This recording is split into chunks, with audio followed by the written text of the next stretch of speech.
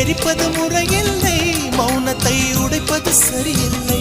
மௌனத்தின் ஓசைகள் கேளாமல் வார்த்தைகள் புரிவது எளிதில்லை. கண்ணில் ஆசை துடிக்குதே அன்பே அன்பே, நெஞ்சு பிடிக்குது மல்லை வெளியில் சொல்லவில்லை. வெட்கப்படாத பூக்களை வண்டுகள் தொடாதடி, முத்தம் தராமல் வெட்கம் சாயம் போகாதடி. மலரே ஒரு வார்த்தை பேசு, இப்படிக்கு பூங்காற்று